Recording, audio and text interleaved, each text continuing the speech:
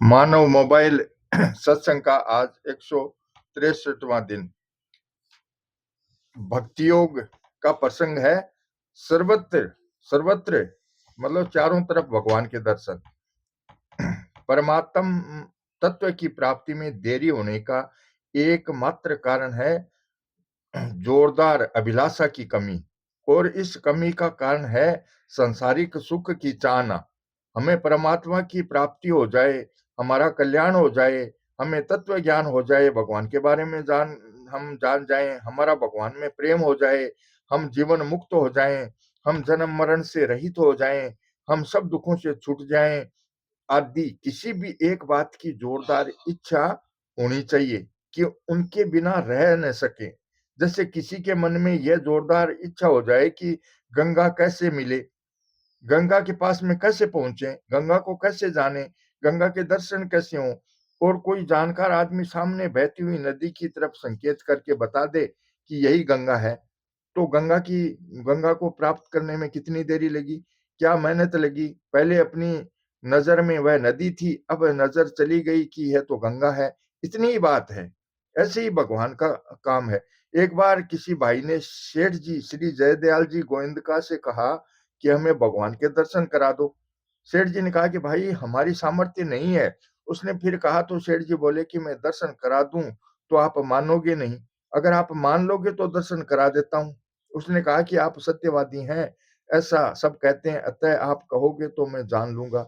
सेठ जी उसको बाहर ले गए और सूर्य की तरफ संकेत करके बोले कि देखो ये भगवान है। वह भाई बोला कि सूर्य तो हम रोज देखते हैं। सेठ जी ने कहा कि शास्त्रों ने सूर्य को भगवान कहा है, ईश्वर कोटि के 5 देवताओं में भी सूर्य का स्थान है, अतः सूर्य भगवान है, इसमें क्या संदेह है। मतलब है कि भगवान की प्राप्ति में देरी नहीं है, परंतु उसकी प्राप्ति की जोरदार इच्छा नहीं है, इसलिए देरी हो रही है। अगर घर में कोई आदमी भूखा हो तो आप उसको दाल भात हलवा पूरी आदि कुछ भी बनाकर दे सकते हैं, पर भूख नहीं दे सकते। भूख तो उसकी खुद की चाहिए। इसी तरह जोरदार इच्छा खुद की होनी चाहिए। जोरदार इच्छा होने पर भगवान की प्राप्ति में देरी का कारण ही नहीं है। आप देखने को तैयार और भगवान दिखने को तैयार, फिर देरी का कारण क्या है। भगवान की प्राप्ति बड़ी भारी सुलभ है, ऐसा सुलभ दूसरा कोई काम हो ही नहीं सकता। सुलभता दुर्लभता सुगमता कठिनता तो वहां होती है जहां कुछ करना पड़ता है, अथवा जहां प्रापणीय तत्व से दूरी होती है, जहां कुछ करना ही नहीं पड़ता, केवल जानना अथवा मानना ही पड़ता है। उसमें क्या सुलभता और क्या दुर्लभता, क्या कठिनता, क्या सुगमता और क्या कठिनता। भगवान अत्यंत सुलभ कैसे हैं, इस पर विचार किया जाता है। साक्षात भगवान श्री कृष्ण के वचन है ये। बहुनाम जन्म नामन्ते ज्ञानवान माम प्रपद्यते वासुदेव सर्वमिति स महात्मा सुदुर्लभ है। बहुत जन्मों के आखिर में यानी मनुष्य जन्म में सब कुछ वासुदेव ही है। ऐसा जो ज्ञानवान मेरे शरण होता है वह महात्मा अत्यंत दुर्लभ है। मतलब है कि मनुष्य पशु पक्षी वृक्ष खंबा मकान जमीन कपड़ा आदि जो कुछ भी देखने सुनने चिंतन करने आदि में आता आ रहा है वह सब भगवान ही है। भगवान के सिवाय थोड़ा बहुत भी दूसरी चीज नहीं है। इस बात को अभी वर्तमान में इसी समय मान ले। खुद भगवान के वचन है, मत पर तरम नान्यत किंचित दस्ति धनंजय मयि सर्वमिदं प्रोतम सूत्रे मणिगणा इव। हे धनंजय, मेरे से बढ़कर इस जगत का दूसरा कोई थोड़ा बहुत भी कारण नहीं है। जैसे सूत की मणियां सूत के धागे में पिरोई हुई होती हैं, ऐसे ही सारा जगत मेरे में ओतप्रोत है, मेरे में ओतप्रोत है। बीजम माम सर्वभूतानाम विधि पार्थ है सनातनम। हे प्रथानंदन, सारे प्राणियों का अनादि बीज मुझे जान। ये चैव सात्विका भवा राजसास्ताम साश्च ये मत एवेते तान विधीन तबहम तेसु ते मई। जितने भी सात्विक राजस और तामस भाव हैं वे सब मेरे से ही होते हैं, ऐसा समझो। परंतु मैं उनमें और वे मेरे में नहीं है। यचापि सर्वभूतानां बीजम तदहम अर्जुन न तदस्ति विना यत सयान मया भूतम चराचरम। हे अर्जुन, सारे प्राणियों का जो बीज है वह बीज मैं ही हूँ, क्योंकि मेरे बिना कोई चर अचर प्राणी नहीं है। यानी चर अचर सब कुछ मैं ही हूँ। जैसे बीज ही पेड़ बना है, ऐसे ही भगवान ही संसार बने हैं। भगवान ही सारे स्थावर जंगम प्राणियों के बीज हैं। इतना ही नहीं, इससे भी आगे भगवान कहते हैं, सद सच्चा है अर्जुन है, सत और असत भी मैं ही हूं। संसार में सत्य और असत के सिवाय और कुछ भी नहीं है। संसार असत है, उसमें रहने वाला परमात्मा तत्व सत्य है। शरीर असत है, उसमें रहने वाला जीवात्मा सत्य है।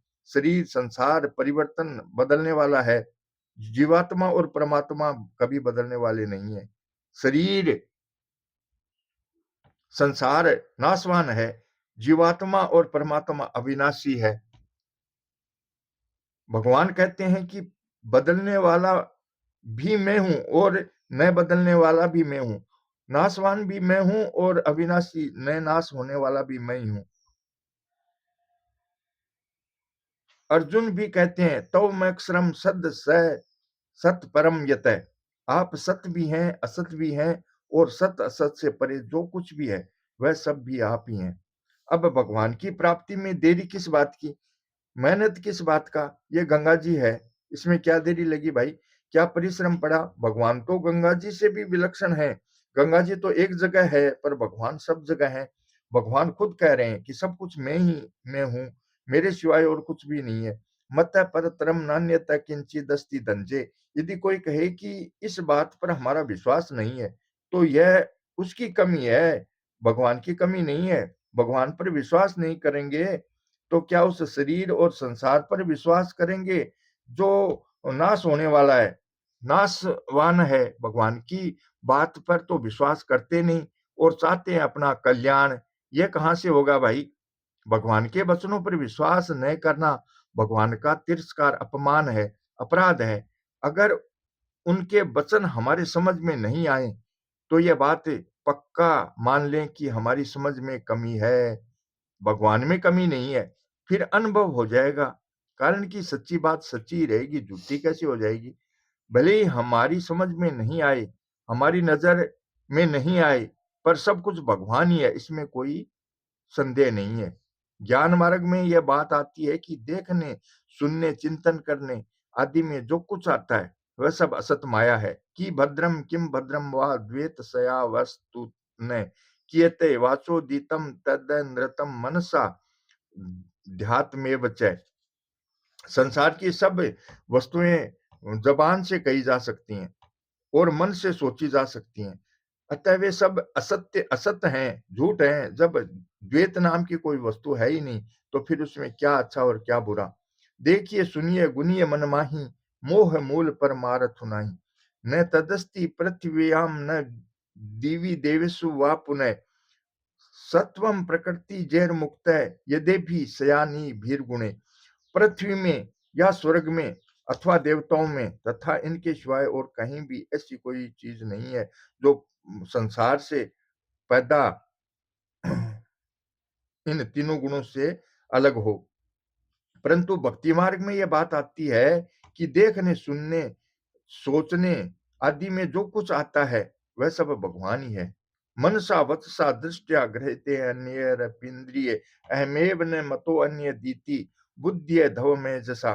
मन से, वाणी से, नजर से तथा अन्य इंद्रियों से जो कुछ ग्रहण किया जाता है वह सब मैं ही हूं, अतः मेरे सिवाय और कुछ भी नहीं है। यह सिद्धांत आप विचार पूर्वक शीघ्र समझ लें, यानी स्वीकार कर लें। जड़ चेतन जग जीव जत सकल राममय जान, न तदस्ति विना यत सयान मया भूतम चराचरम। मेरे बिना कोई भी चर अचर प्राणी नहीं है। मतलब है कि ज्ञान मार्ग में सब कुछ प्रकृति रूप है और भक्ति मार्ग में सब कुछ भगवत स्वरूप है। ज्ञान मार्ग जड़ता के त्याग में काम आता है, संसार को त्यागने के काम आता है, और भक्ति मार्ग भगवान के प्रेम में काम आता है। ज्ञान मार्ग में परमात्मा संसार में व्याप्त है, ये न सर्वमिदम ततम ईसा वासयमिदम सर्वम। और भक्ति मार्ग में संसार रूप से परमात्मा ही है, वासुदेव सर्वम। ज्ञान मार्ग में गुण ही गुणों में बरत रहे हैं, गुणा गुणेषु वर्तन्ते। और भक्ति मार्ग में भगवान ही भगवान में बरत रहे हैं, यानी लीला कर रहे हैं। यो माम पश्यति सर्वत्र सर्वच मयि पश्यति। ज्ञान मार्ग में साधक अपने स्वरूप में स्थित होता है और भक्ति मार्ग में साधक है भगवान के अर्पित होता है, भगवान का प्रेमी होता है। भगवान प्रेम के भूखे हैं, ज्ञान के भूखे नहीं हैं। भक्त भगवान से प्रेम करता है और भगवान भक्त से प्रेम करते हैं। अतः उनमें प्रतिक्षण वर्धमान बढ़ने वाला प्रेम होता है। सब कुछ भगवान ही है, इस बात को कोई जानना चाहे तो वह एकांत में बैठ जाए और यह प्रार्थना शुरू कर दे कि हे नाथ, मैं आपको कैसे जानूं? कथम विद्यामहम योगिस्तवाम सदा परिचिंतयन्। सब कुछ आप ही हैं, इसको मैं कैसे जानूं, कैसे जानूं, कैसे जानूं? इस तरह भीतर से लगन लगा दें। कहानी है, एक बहुत दरिद्र आदमी था। वह महात्मा के पास गया और बोला कि महाराज, मेरे पर बहुत कर्जा है, खाने पीने की, रहने की, कपड़े की बहुत तंगी है। ऐसी कृपा करो कि कर्जा उतर जाए। महात्मा ने पूछा कि तेरे घर में बड़ी चीज क्या है? वह बोला कि एक स्नान करने की बड़ी शिला है, जिस पर बैठकर मैं स्नान करता हूँ, उससे बड़ी और कोई चीज नहीं है। महात्मा बोले कि तू अभी जाकर बैठ जा और कहना शुरू कर दे कि ये शिला सोने की हो जाए, शिला सोने की हो जाए, शिला सोने की हो जाए, शिला सोने की हो जाए। इतना सोना तो काफी है ना। वह बोला कि महाराज, कर्जा तो उसके एक टुकड़े से ही उतर जाएगा। महात्मा बोले कि अब तू जा और 24 घंटे तक इस बात की धुन लगा दे। वह आदमी घर गया और शिला सोने की हो जाए ऐसा कहना शुरू कर दिया। ऐसा कहते कहते 23 घंटे बीत गए तो उसने देखा कि अभी शिला का एक टुकड़ा भी सोने का नहीं हुआ। फिर भी वह कहता गया। 24 घंटे पूरा होने में 5 मिनट रह गए, तब भी शिला नहीं बदली, पर वह कहता गया। जब 1 मिनट बाकी रहा, तब वह कहते कहते उकता गया और बोला कि सोने की नहीं तो लोहे की हो जा। उसके ऐसा कहते ही चट वह शिला लोहे की हो गई। उसने महात्मा के पास जाकर कहा कि महाराज, यह शिला तो लोहे की हो गई। वह या तो पत्थर की रहती या सोने की हो जाती, लोहे की कैसे हो गई? महात्मा ने कहा कि तूने कहा होगा, तभी वह लोहे की हो गई। तू उकता गया, इसलिए तेरे कहने से वह लोहे की हो गई। अगर तू उकताता नहीं और शिला सोने की हो जाए ये कहता रहता तो वह सोने की ही हो जाती, क्योंकि वही समय कहने का था। इस तरह साधक को चाहिए कि वह उकताए नहीं और आठों पहर भगवान के पीछे पड़ जाए कि मैं आपको कैसे जानूं, हे नाथ, मैं आपको जान जाऊं। ऐसी प्रार्थना सभी कर सकते हैं, क्योंकि भगवान के अंश होने से सबका भगवान पर अधिकार है। भूख तंग करे तो रोटी खा लें, प्यास तंग करे तो पानी पी लें, नींद तंग करे तो सो जाएं, पर अपनी लगन नहीं छोड़ें। मन लगे चाहे न लगे, ध्यान लगे चाहे न लगे, पर प्रार्थना नहीं छोड़ें। भगवान बड़े दयालु हैं, प्राणी मात्र के स्वद हैं। स्वदम सर्वभूतानाम, दया करके वे अपने आप को जना देंगे। शिला तो सोने की बनती है नहीं, पर संसार भगवत स्वरूप बनता नहीं। वह तो भगवत स्वरूप ही है, केवल अपनी धारणा बदलनी है। इसलिए गोपियां भगवान से प्रार्थना करती हैं, दैत्य दृश्यताम, प्यारे आप दिख जाओ। तो भगवान दिख गए, उनके बीच में ही प्रकट हो गए। तासा महावीर भूचेरी, इससे सुगम साधन और क्या होगा? कोई आदमी प्रश्न है, कोई आदमी हमें गाली देता है तो वहां भगवान को कैसे देखें? ये प्रश्न आता है, उपनिषद में आया है। प्रश्न ये है कि कोई आदमी हमें गाली देता है तो वहां भगवान को कैसे देखें? इसका उत्तर है, उपनिषद में आया है कि शब्द, वाणी ही, बोली ही ब्रह्म है। बाग वे ब्रह्म हेती, संतों की वाणी में भी यही बात आई है। जो तू चेला देह को, देह खे की खान, और जो तू चेला शब्द को, तो शब्द ब्रह्म कर मान। अतः शब्द भगवान का ही स्वरूप है। कोई अच्छा कहे या मंदा कहे, वह भगवान का स्वरूप ही है। बराह अवतार में भगवान सुअर भी बनते हैं और 52 अवतार में ब्रह्मचारी ब्राह्मण भी बनते हैं। सुअर और ब्राह्मण दोनों ही भगवान है। जब सुअर भी भगवान है तो क्या गाली भगवान नहीं है? कोई कैसा ही बर्ताव करे, पर आप वासुदेव सर्वम को मत छोड़ो। एक संत नदी में स्नान कर रहे थे। उन्होंने एक बिच्छू को पानी के प्रवाह में बहते हुए देखा। वे अपने हाथ से उसको जल से बाहर फेंकने लगे, तो बिच्छू ने उनके हाथ में डंक मार दिया। डंक मारते ही बिच्छू छूट गया और फिर बहने लगा। संत ने फिर बिच्छू को स्पर्श किया तो उसने फिर डंक मार दिया। संत बिच्छू को बार बार हाथ से बाहर फेंकने की चेष्टा करते थे और वह बार बार डंक मारता था। एक आदमी ये सब देख रहा था। वह बोला कि कैसे मूर्ख हो, बिच्छू बार बार डंक मारता है, फिर भी आप उसको पकड़ते हो। संत बोले कि बिच्छू का स्वभाव है कि जो छुए उसको डंक मार देना, और मेरा स्वभाव है कि कोई मरता हो तो उसको बचा देना। जब बिच्छू अपना बुरा स्वभाव भी नहीं छोड़ता, तो फिर मैं अपना अच्छा स्वभाव कैसे छोड़ दूँ? मतलब है कि अगर दुष्ट व्यक्ति अपनी बुरी बात नहीं छोड़ता, तो आप अपनी अच्छी बात क्यों छोड़ो? प्रश्न है, शास्त्रों में संसार झूठा है, ऐसा क्यों कहा गया है? सब कुछ भगवान ही है, ये बात सब जगह क्यों नहीं कही गई? इसका उत्तर है, संसार को झूठ इसलिए कहा गया है कि आप उससे सुख लेना चाहते हो। जैसे मंद अंधकार में रस्सी सांप की तरह दिखती है। जो उसको देखकर डर जाता है, उसको कहते हैं कि डरो मत, यह सांप नहीं है, यह तो रस्सी है। परंतु जो उसको देखकर नहीं डरता, उसको कहते हैं कि यह रस्सी है। ऐसे ही जो संसार से सुख चाहता है और जिसके भीतर संसार सच्चा है, सुख रूप है, ऐसा प्रभाव पड़ा हुआ है, उसके लिए भगवान कहते हैं कि ये संसार दुखालय और नाशवान है। दुखालयम शाश्वतम। परंतु जो संसार से सुख नहीं चाहता, जिस पर संसार का प्रभाव नहीं है, उसके लिए कहते हैं कि सब कुछ भगवान ही है। वासुदेव सर्वम। संसार प्रकृति का कार्य है और प्रकृति भगवान की शक्ति है। भूमि रापो अनलो वायु खम मनो बुद्धि रेव च अहंकार है इतियम में बिना प्रकृति रष्टधा। पृथ्वी जल तेज वायु आकाश, ये पंच महाभूत और मन बुद्धि तथा अहंकार, ये 8 प्रकार के भेदों वाली मेरी प्रकृति है। मायाम तू प्रकृतिम विद्या न मायिनम तू महेश्वरम। माया तो प्रकृति को समझना चाहिए और मायापति महेश्वर को समझना चाहिए। भगवान की शक्ति होने से संसार और उसका काम भगवत स्वरूप ही है, क्योंकि शक्ति शक्तिमान से अलग नहीं हो सकती। जैसे शरीर के गोरे या काले रंग को शरीर से अलग नहीं कर सकते, जागने में, सपने में, सोने में, इन अवस्थाओं को शरीर से अलग नहीं कर सकते।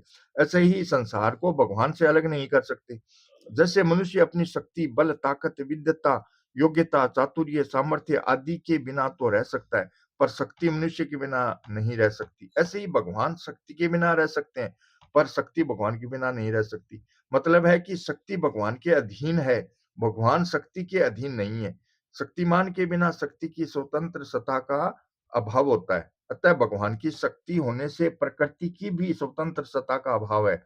वास्तव में परमात्मा का स्वरूप समग्र ही है। परमात्मा में कोई शक्ति न हो, ऐसा नहीं हो सकता। अगर परमात्मा को सर्वथा शक्ति रहित माने, तो परमात्मा एक देशीय ही सिद्ध होंगे। उसमें शक्ति का परिवर्तन अथवा अदर्शन तो हो सकता है, पर शक्ति का अभाव कमी नहीं हो सकता। यदि कारण रूप से उनमें रहती ही है, अथवा शक्ति, संसार के रहने का स्थान कहाँ होगा? इसलिए गीता में प्रकृति और पुरुष दोनों को अनादि कहा गया है। प्रकृतिम पुरुषम च विद्यानादि उभावपि। विश्व रूप को भी गीता में अव्यय कहा गया है। योगेश्वर ततो में तव दर्शयात्मान व्ययम तव में व्यय शाश्वत धर्म गोप्ता। संसार रूप अश्वत्थ वृक्ष को भी अव्यय कहा गया है। उद्धर्व मूल मद शाखम अश्वत्थम प्राहुर्व्ययम। इससे सिद्ध हुआ कि जड़ जड़ स्थावर जंगम रूप से जो कुछ दिख रहा है, वह सब अविनाशी भगवान ही है। भगवान के बिना कुछ भी नहीं है। परमात्मा भोग और संग्रह की आसक्ति के कारण मनुष्य को सब कुछ जड़ ही जड़ दिखता है। मतलब है कि जड़ संसार केवल जीव की नजर में है। वास्तव में सब की सब चीजें तत्व से चिन्मय भगवत स्वरूप है। भगवान के सिवाय मैं, तू, यह वह कुछ भी नहीं है। यानी मैं भी भगवान का स्वरूप है, तू भी भगवान का स्वरूप है, यह भी भगवान का स्वरूप है और वह भी भगवान का स्वरूप है। भगवान कण-कण में पूरे के पूरे हैं। प्रहलाद जी के कहने पर भगवान नरसिंह रूप से खंबे में से प्रकट हो गए, क्योंकि वे वहां पहले से ही थे। इसलिए साधक को वृक्ष, नदी, पहाड़, पत्थर, दीवार आदि कुछ भी दिखे, वह उसमें अपने इष्ट भगवान को देखकर प्रार्थना कर सकता है कि हे नाथ, मुझे अपना प्रेम प्रदान करो। हे प्रभु, आपका आपको मेरा नमस्कार हो। जैसा कि अर्जुन ने कहा, वायुर मग्रीव ऋण शशांक प्रजापतिस्तम प्रपितामहस्य नमो नमस्ते अस्तु शस्त्र कृत्व पुनश्य भूयोपि नमो नमस्ते। आप ही वायु यमराज, अग्नि, वरुण, चंद्रमा, दक्ष आदि प्रजापति और प्रपितामह ब्रह्मा जी के भी पिता हैं। आपको हजारों बार नमस्कार हो और फिर भी आपको बार-बार नमस्कार हो। न मे पुरस्तादथ पृष्ठतस्ते नमोऽस्तु ते सर्वतः एव सर्वै अनंत वीर्यमित विक्रमस्तवम् सर्व समापनोसि ततो असि सर्वै। हे सर्वै, आपको आगे से भी नमस्कार हो, पीछे से भी नमस्कार हो, सब ओर से ही नमस्कार हो। हे अंतर्वीर्य अमित विक्रम वाले, आपने सबको समावृत कर रखा है, अतः सब कुछ आप ही हैं। श्री कृष्ण गोविंद हरे मुरारी, हे नाथ नारायण वासुदेव। जय श्री कृष्ण।